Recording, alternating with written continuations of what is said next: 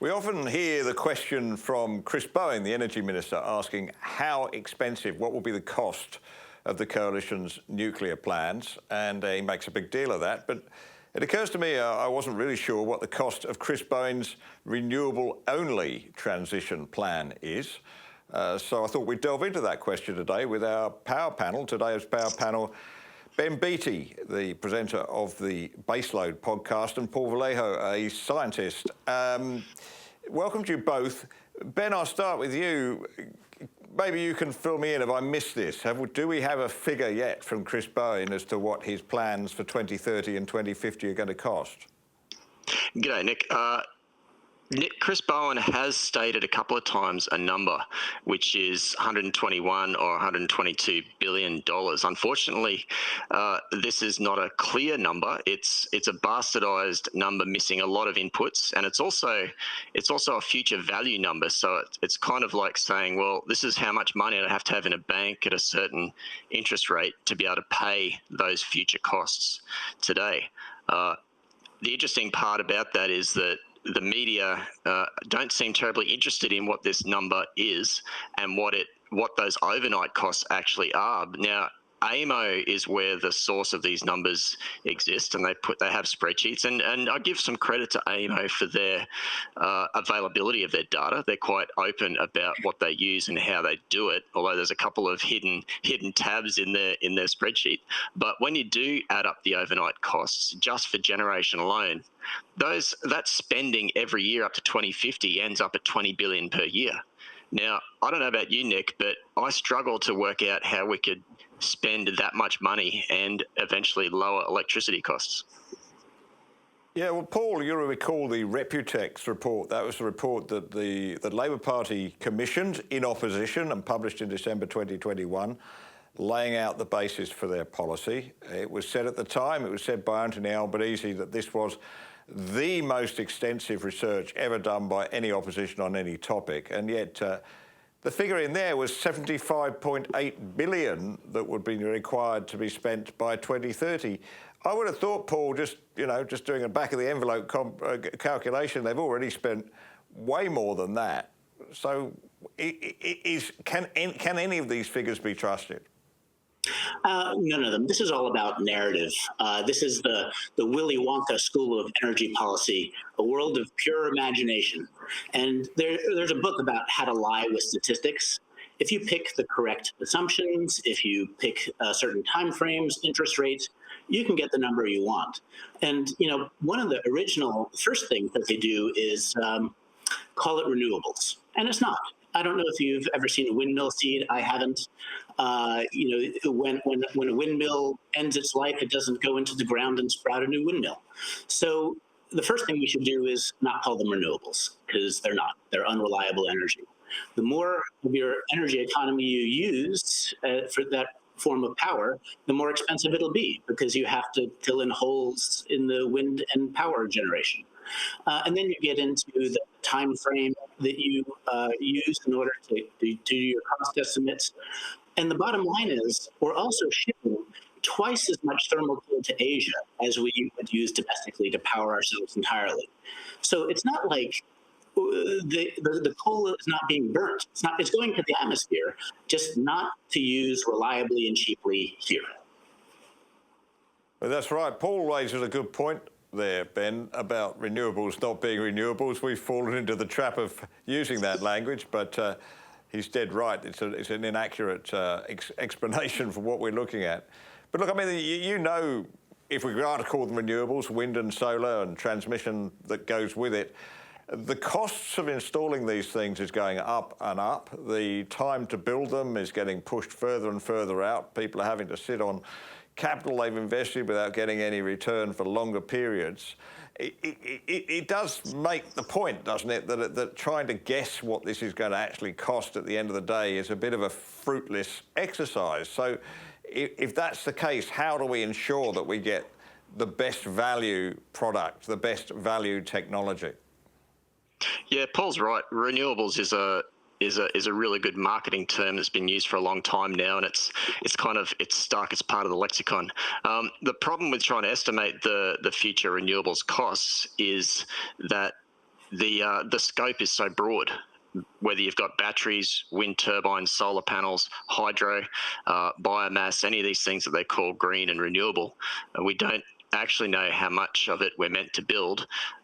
We don't have a central planner building all this stuff. We have a plan which is called the integrated system plan, which is not terribly integrated, doesn't cover the whole system, and it is not really a plan except for initiating transmission projects. So this is where the modelling all falls down, and I think the population is waking up to it. More and more people are aware that this plan is going to cost a lot more than is stated, and I feel sorry for the politicians. I feel sorry for any modeller or, Reputex or whoever it is, Deloitte, Ernst Young, they've done one for Queensland, who come out and say that this is going to cost a certain amount for consumers because it's incredibly difficult.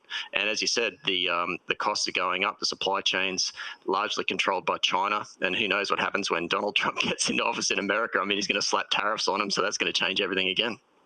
Yeah, on the timelines question, Paul, I can't think of a single project that's been initiated that hasn't taken longer than they said, even if it's got off the ground now. It does seem to be far harder than Bowen seemed to imagine when he came to power, doesn't it? Yeah, and one of the key things is reliability, two forms of reliability. If you had needed a heart transplant and you had one option, maybe you could argue it's a little cheaper, but it skipped a couple of days a year, you wouldn't buy it at any price. So the importance of having reliable energy and getting that last bit of reliability, it increases your costs enormously.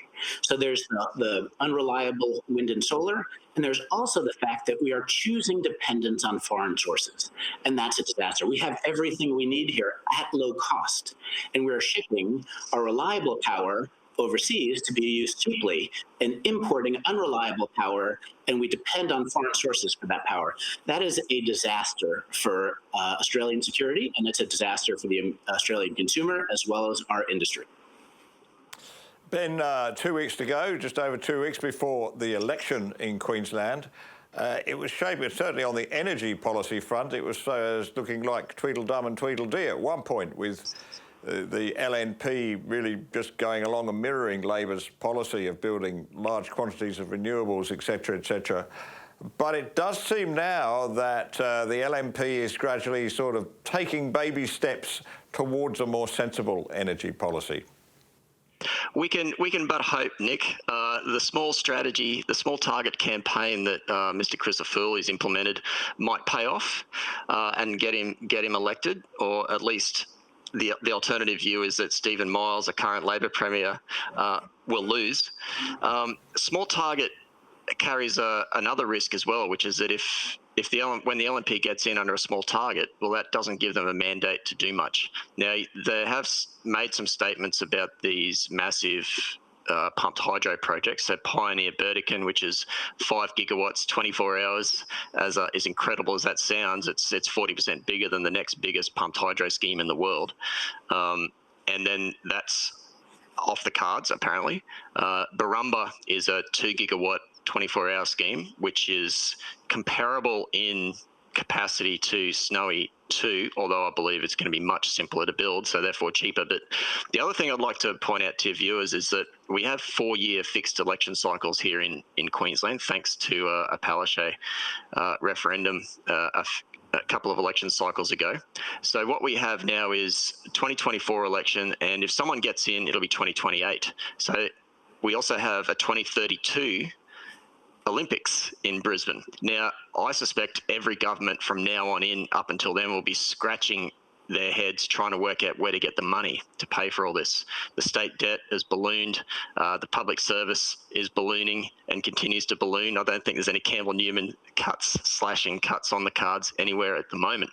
So the money angle is really going to do it for these big plans, spending on not just the Barumba and Pioneer Hydro, but you've also got Copper String, you've got a 500 kV backbone, you've got unending wind and solar projects being signed up to government corporations with no one knows what those costs are going to be in the future or how long they're signed up for. So I think the money is going to be the biggest problem, as well as the social license. Paul, I was at the Barumba project a couple of weeks back, the Barumba Dam near Gympie. I must admit that I couldn't understand how anybody could seriously put up a proposal to raise that dam by 20 metres with which would involve a lot of forest disappearing, forest that right now is holding carbon, and would have a big effect on native wildlife, koalas, birds, etc. It frustrates me like anything that we can't seem to get the message across that there are ecological costs to these proposals. Is that part of the spin of calling them renewables, or what's going on? 100%. This is all about narrative control. And for some reason, when we call something green or renewable, even though they're neither green nor renewable, people's minds go blank. Where are our conservationists? Where are our actual green voters who care about the environment when we're devastating our Australian countryside for nothing, for high-cost, unreliable power, where the windmills fleck off pieces of plastic into our farms, our solar panels that's going to be megatons of toxic trash that we have to deal with. And we're sending our coal to Australia to be put in our same atmosphere. It makes no sense, and I would really wish our green voters would wake up. Paul Velejo, Ben Beattie, thank you very much for joining us on Reality Bites. Thank you. Thanks, Nick.